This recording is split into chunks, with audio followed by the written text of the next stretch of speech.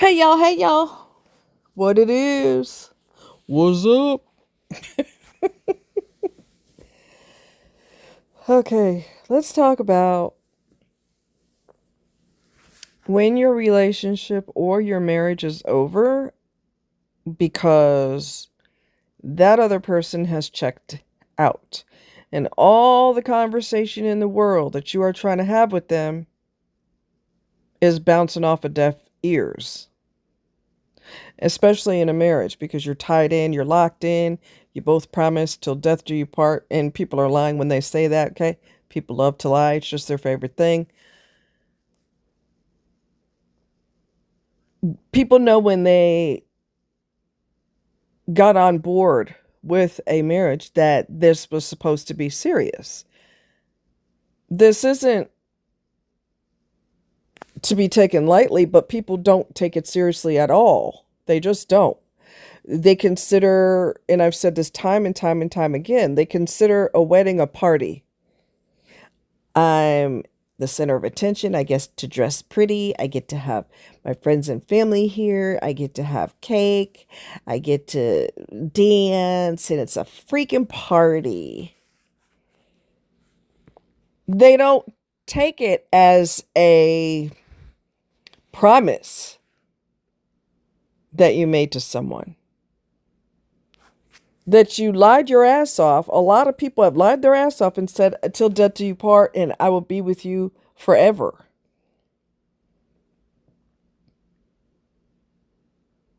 People know before they get married that they ain't marriage material.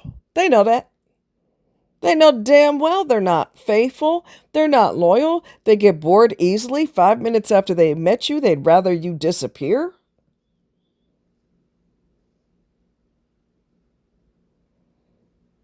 But yet,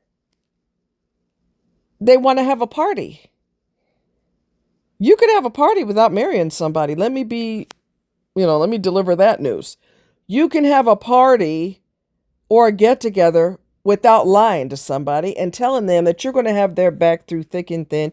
I'm going to be by your side. By God, we're going through life together, shoulder to shoulder, hands, holding hands, and all this other. You can have a get together and a party without getting married to some damn body.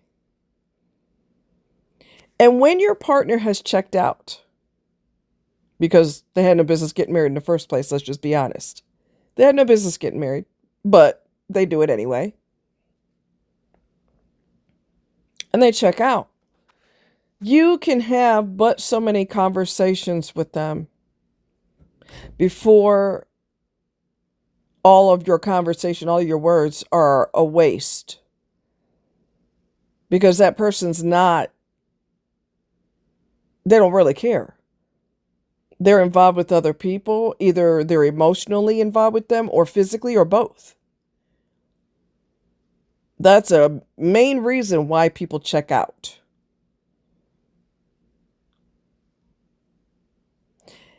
And because our brains don't want to acknowledge what's really going on, and I've talked about this before many times, your brain only wants to focus on the good. Because when you think about the reality of what's going on, it was going on for 6 months, it's been going on for a year, it's been going on for a year and a half, now we're into 3 years, and nothing has freaking changed for the better. The person gets even more distant and more distant, even though you're quotation marks married. And you've had all these conversations with them. Baby, when do you realize that, you know what, let me do you a favor. Let me go ahead and file papers. Okay, so, I'm transparent with you all, okay? And I was married for 25 years. Don't get excited. It was not a marriage. It was a fake marriage.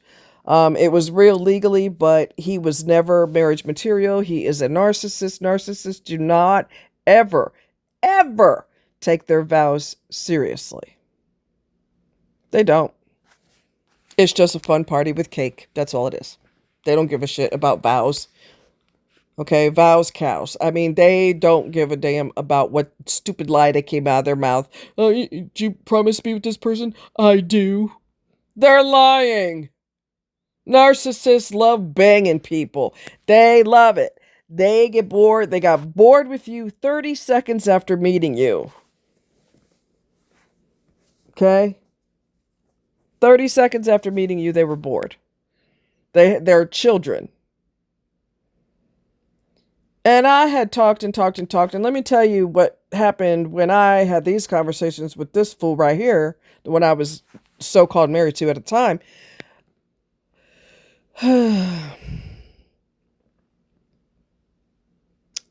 You know, what narcissists will do is when you put their feet to the fire and you try to make them face the facts and open up their mind and their mouth and start talking, you try to, he was an over-the-road truck driver.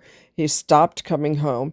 He was, starting to jack me more and more and more financially because they get off on power, and destroying other people gives them an orgasm. When they don't want to hear what you have to say, they go silent. I cannot begin to tell you how nerve-wracking that is when you think you're communicating with an adult and you're dealing with a repressed child.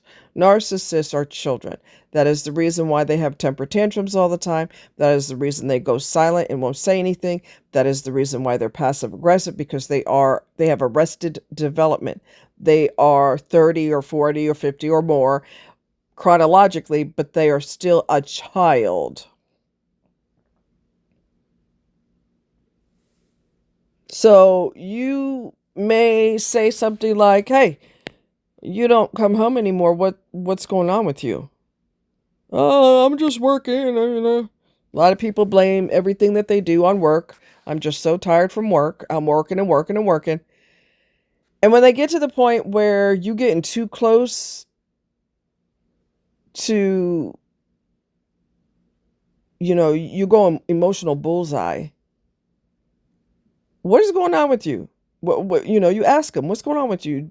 You just absentee. You're not there. You're emotionally not there.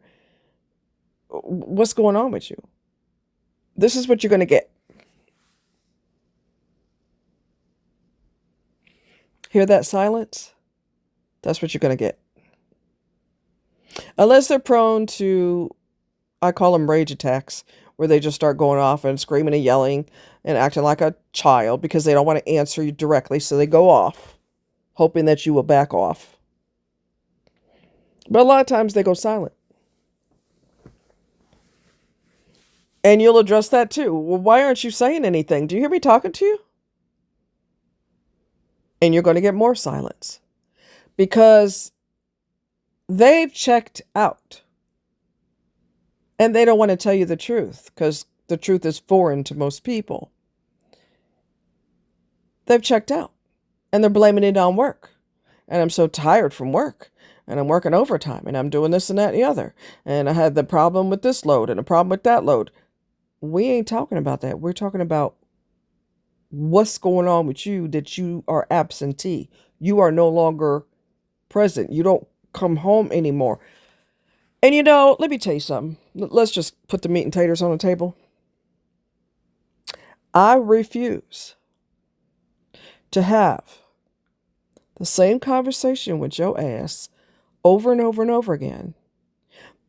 There's a time limit on how many times I'm going to bring this up with you.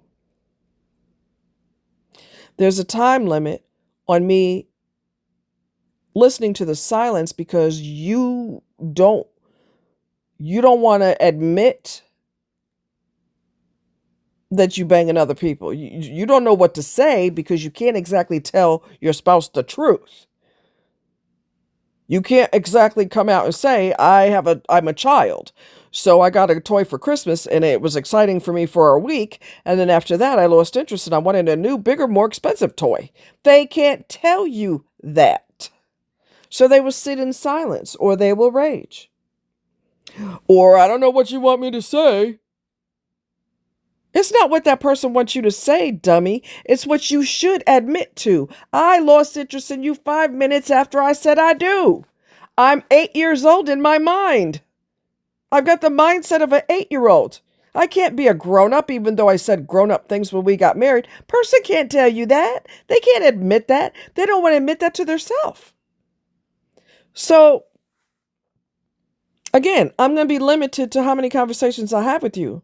Because one thing I hate is I'm an adult and I'm trying to talk to an 8-year-old child who's an adult. And I'm getting, even children can communicate. That's an insult to children, really, because they can communicate better than most adults. And they're inquisitive and they ask questions. They're very communicative, almost to the point where you're like, no more questions. Please, because I'm running out of answers. Okay.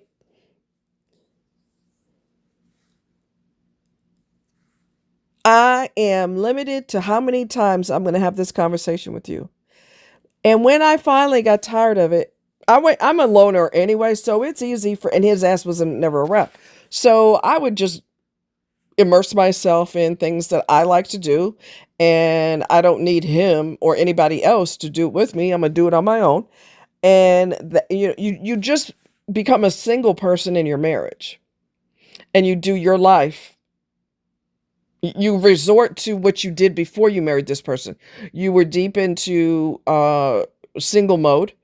And now, because of how your spouse is behaving, you're going to have to go back in single mode again, even though you're not single.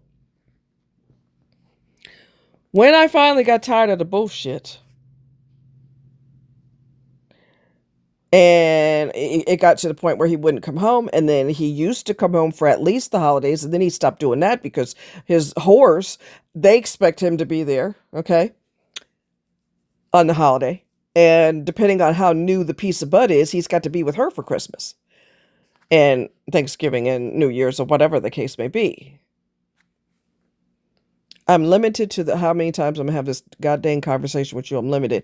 So when I filed for divorce, he didn't know nothing about it. He got smacked in the face with it. I did not warn him. I did not tell him. I stopped communicating with him except for necessities. Serious conversations. Look, everything else, I'm not discussing with you because it's like talking to a goddamn beach ball. So I'm going to just stop talking. And I knew where his sister lived in Pennsylvania, Norristown, Pennsylvania. And I had the legal papers, the divorce papers sent to her house because you have to have an actual address for the papers to be served to. And truth be told, even once I relocated, I didn't tell him until after I relocated. Because we're not in each other's lives anymore anyway. You made that crystal clear by your distancing yourself all the time. And when I tried to get you to open up your fat mouth, you don't want to say nothing. Because you're too busy securing a new butt with other people. So you don't got time for your wife no more because she's just some bitch you married. She's nobody. And so when I moved, I didn't tell him. He was acting all floored. I filed for divorce, but I relocated first because he was fighting me for money. Because he was giving it to his little sluts, and instead of, realizing that legally that's part of my money too, but priorities, booty is more important than taking care of your spouse. Anyway, I didn't tell him I moved until after I moved, and he acted all surprised, like, what? You didn't have to do that. I said, yes, I did, because you wouldn't give me rent money anymore. Oh, yes, I most certainly had no choice. Don't sit here and act floored. I'm not going to talk to a beach ball anymore. This is what's going to take place. So I relocated, and I eventually filed for divorce. He didn't know I filed for divorce until his sister told him some legal papers came for you. And he's probably going, what do you mean legal papers? Some papers come from an attorney's office. Do Do you want me to open them or whatever they did behind the scenes? I don't really give a shit because I'm going to do what I have to do and talking to you is useless. So I'm going to do what the hell I got to do to make sure I get my life back on track without your ass. And then you could sit there and be silent while you read the papers, since that's your favorite thing to do when I'm trying to get you to be a mature adult and open your mouth and communicate. You could be silent while you read the divorce papers. How's that? I'm not going to warn you ahead of time that this is what's going to happen. We ain't on that page no more, bro. Okay? We're not on that page. You get to the point where you just shut down completely. You don't communicate anything to that person. Your birthday comes and goes. They'll text you happy birthday, but they ain't really trying to see you.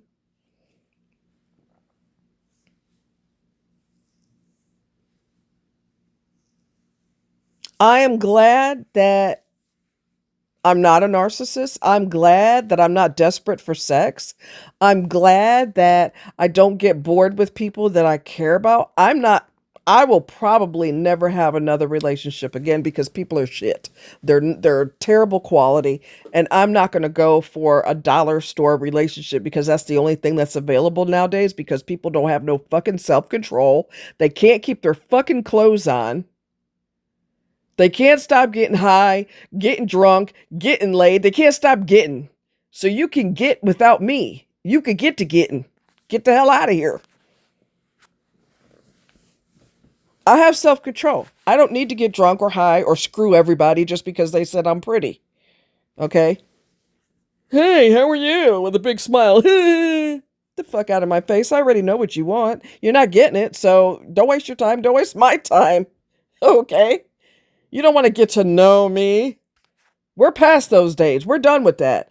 People approach you, like I said, with their hand out. What can I get? What can I get? What can I get? You could get lost. That's what you can get. You could get lost. Get out of my face. I'm not doing dollar store relationships no more. That's it. I'm done with it. Done. Done. Those of us who are quality but can't meet people who are quality, we're going to stop dealing with everybody. That's how that's going to go down. The emotional pain when you realize that your partner doesn't have any feelings for you, probably never did. It was exciting and fun to get married, and they really enjoyed, oh my God, congratulations, oh my God, so exciting. Ah. They really got a kick out of that. They got high off of it. But the reality is they lost interest in you 5 minutes after they met you. If they're a narcissistic, toxic person, they lost interest in you a long time ago. But they get a lot of attaboys and a lot of compliments when they marry somebody. So they get high off of that. The emotional agony is indescribable. You cannot measure it on a Richter scale. When you realize that you loved somebody that left you a long time ago, they're still with you, but they psychologically left you a long, long, long time ago. A long time ago.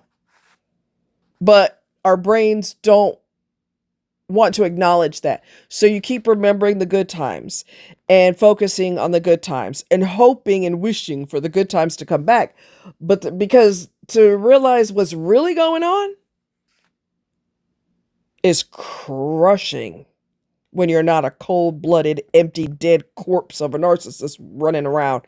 You're actually a person with emotions and compassion for people and empathy, and you have good friends because you don't screw people over. And yes, I was very tight with my my best friend from Holland during all of that, and she was in a sucky marriage too. She eventually divorced him and met a good one. How she met a good one, I have no idea. She must have picked one of the 5 guys around the world that's decent. She took one. Rude. Just plain rude.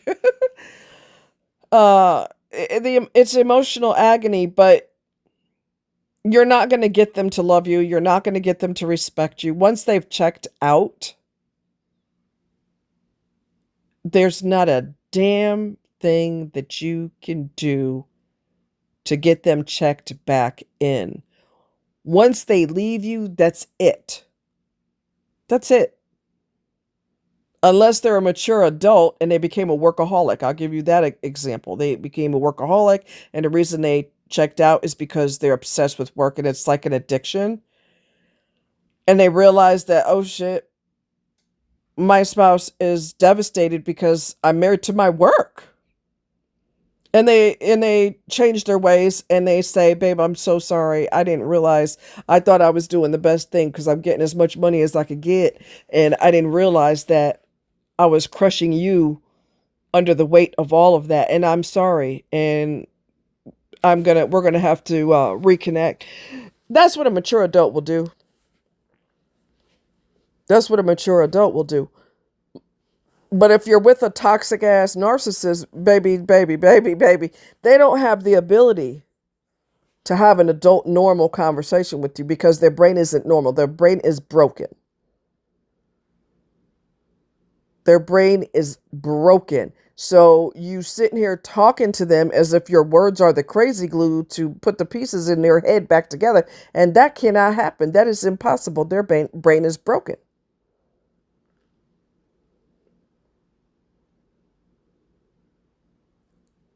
So you're going to have to get to the point where you tell your brain, hey, stop remembering all the good because there's a lot of bad. And this has been going on for a long time. And I strongly advise, especially if your brain is doing that self-protect mode and it doesn't want to tell you what's really going on. So you stay in this dead marriage for more years than you should. Okay. The minute things go a little weird and a little sideways, I want you to acknowledge that. And I want you to go, you know what? That was weird. That was real weird. Let me write that down. I want you to keep a journal. I want you to keep a journal. You don't need to journal when things are good because you'll remember the good. But you do need to journal when things are not good. When they always give you a kiss and say goodbye when they went to work and they quit doing that. They don't give you warm, loving hugs anymore. They just kind of give you a stranger hug, like I'm hugging you, but I'd really rather not. I want you to jot everything down because these little tiny subtle things are signs that they have pulled away. I want you to acknowledge all of that. Jot it down so that you don't give your brain the opportunity to go, nope, no, we're just going to remember the good. Write it down. Write it all down. And notice the pattern.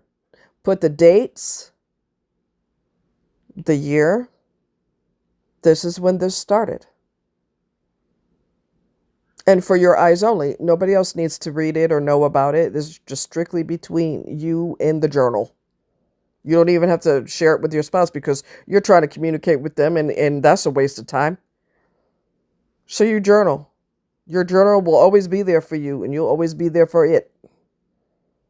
And it gets all those thoughts that are swirling around in your head, it gives them an exit route.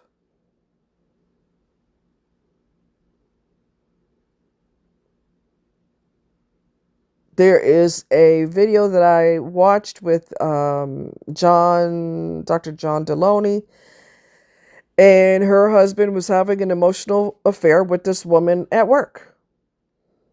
And he started treating his wife like he don't even know her anymore. She's just some chick I live with, which is what they do. Women do the same if they're a narcissist and the guy is normal. God forbid he's normal. Imagine that. But she'll start being that way too because her attention is on somebody else. That person has them so high because, especially when they're new, you had them high until 5 minutes later, and then they found somebody else that made them high, and somebody else and somebody else. They can't never stay with one person for life because they have a child mentality. They always have to have somebody else entertain them. They're serial cheaters. You're trying to communicate with a child. It doesn't work. They're worse than a child. Because like I said, children know how to communicate.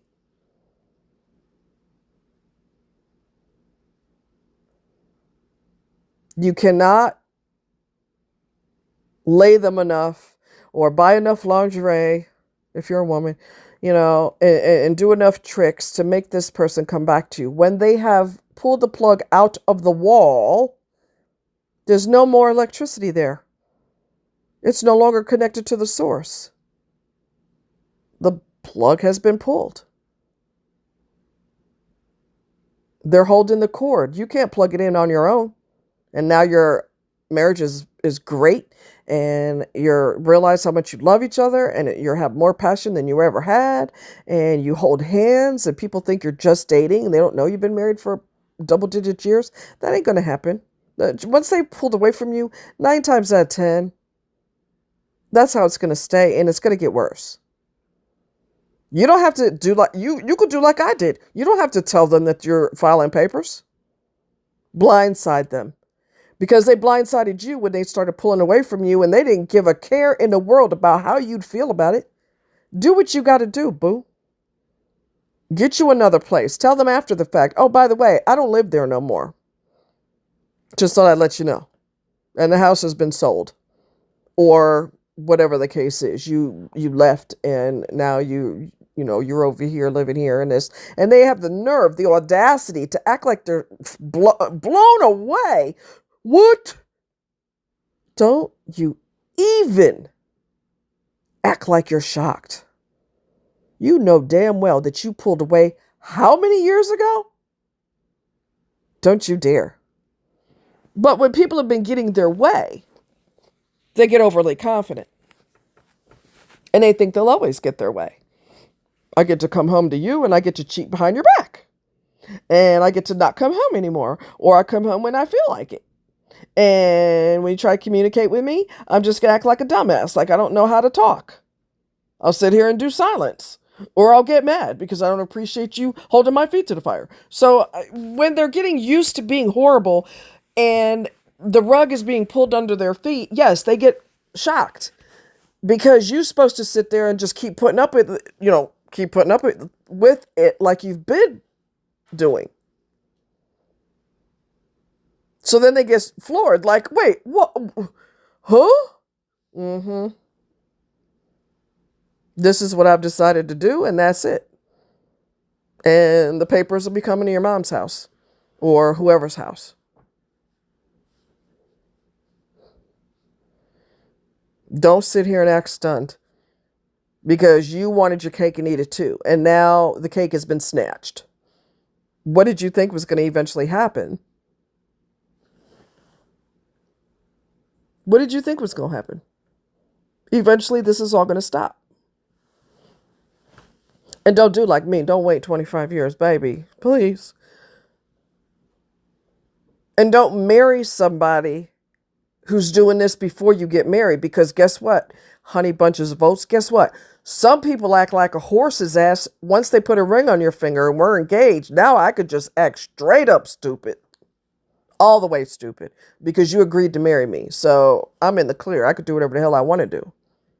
Don't marry that person. I turned down one, two, I think 2 or 3 engagements. I can't remember. I think 2. Because they revealed that they were a narcissist. They also revealed that I'm going to show my everything now. I'm going to show all my butt. I'm just going to act all kinds of stupid because you agreed to marry me. So, ta-da, this is the real me. Ta-da, we're no longer engaged. How about that? You think I'm going to sign up for this after dealing with this for how many years from some other jackass? And you think I'm going to sign up for this again with you? The behavior is the same, but the faces change? I'd be a damn dummy to do that. No. Hell no. Oh, and I'm going to tell you something else. Oh, yeah, we're going to go there. We're going there. If you marry a toxic ass person,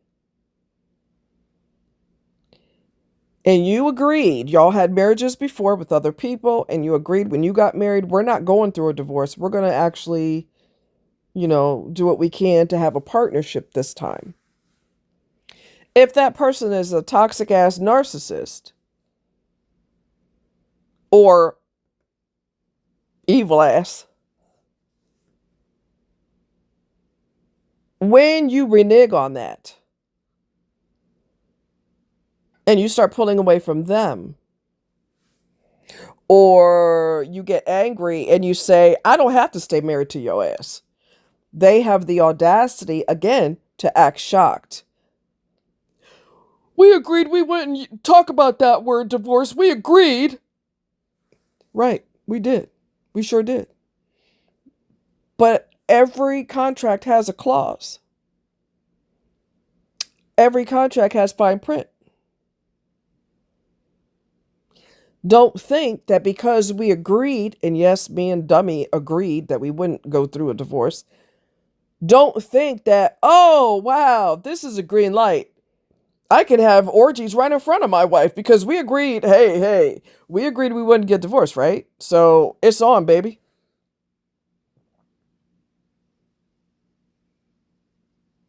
No, I don't care what we agreed to. Every contract has a clause. So your behavior is getting more and more horrific. Of course, that word is going to eventually pop into my head, and I'm eventually going to mention it to you. Now, once I filed for papers, I never told him that I had actually done it. He found out when he received the papers, because I'm not playing with your ass. But yes, we had arguments, and I said, I don't remember what I said because it was in the heat of the moment, but I said, I don't have to put up with this. We could just renege on what we said and divorce. And his eyes got big, and he just acted like, well, we agreed we wouldn't go there. We sure did. We did. You're right. But I'm not going to stay with somebody who acts this horrible. You must be crazy. I don't care what I agreed to. Here's the fine print, brother. Get lost. Get to getting. And once I actually, like I said, once I filed the paperwork, he found out after the papers came to his sister's house. Y'all must think I'm stupid. Y'all must think I'm playing. I'm not. And his sister, being a bitch the bitch that she is, she used to work for the Pentagon. Oh, smart, was in the military, very smart, had top secret clearance and all this, and she's about as dumb as a goddamn box of rocks. She had the balls to tell me, oh, come on, like you didn't know he was, that he wasn't faithful, or that you didn't know that he was cheating. Who the hell are you talking to? Who do you think you're talking to? That's what I should have said to her. I was so stunned that she said that because, and you always think of the best thing to say after the fact. Don't sit here and jump my world because your brother is a slut bag. He throws that thing all over the United States because he's a freaking over-the-road truck driver, which I will never date another truck driver again. Don't even look at me. Don't even glance in my goddamn direction if you're a truck driver, which I'm enjoying my singlehood because I ain't got to put up with none of this stupid shit. No more. You knew your brother was a whore when y'all were growing up. That's what I wanted to tell her. And I was so stunned that she was almost acting like it was my fault that he can't control his pecker. It's my fault. You're like you didn't know. Did I grow up with him? Did I watch him be a slut? I did not. You, on the other hand, have a major advantage that I don't have. You grew up with the little bastard. You know what he's incapable of. He can't be faithful. You can't pay him to be faithful. That's every narcissist. They are sluts. It's my fault that he can't control his dick because I didn't know. Well, I've said this before and I'll say it again. Usually, the cheating person doesn't send a video to their spouse through the mail. Hey, honey, look who I'm doing tonight. They have multiple phones. They got burner phones. They got ways to cover their tracks. They're sneaky. They don't advertise that they're sluts. Come on. I mean, you supposed to be so smart and got a top secret clearance and you were with the Pentagon and every damn thing else. But you're not smart enough to realize that people hide their tracks when they're cheating.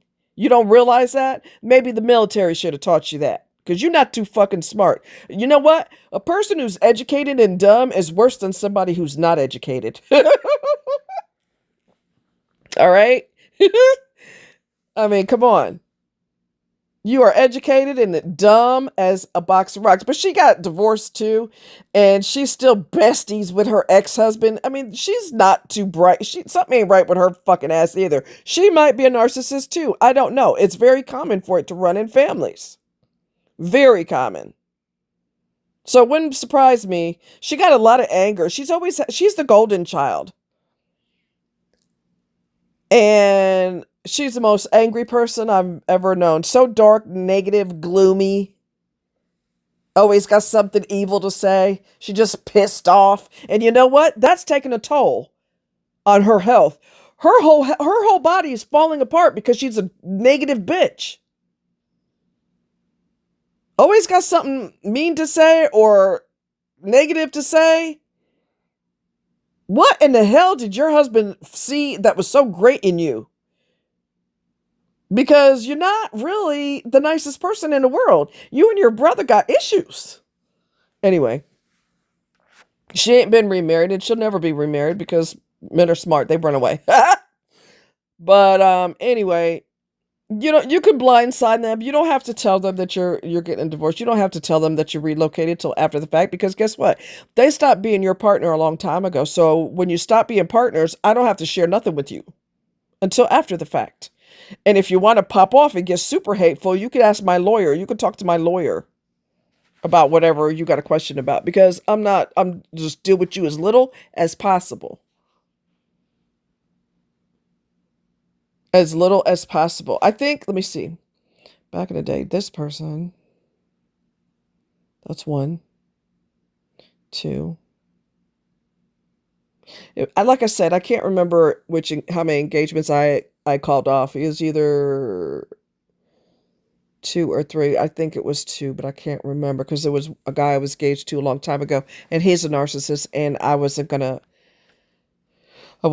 put up with it. He was very, very, very rageful. I had to call the cops on him a couple of times. It was really bad. I mean, people cannot raise their kids right. They just cannot. And probably because they're toxic too. They're mentally ill too.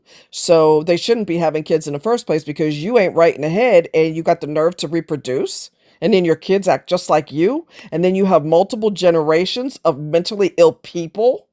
Nobody in your family knows what birth control is? Really?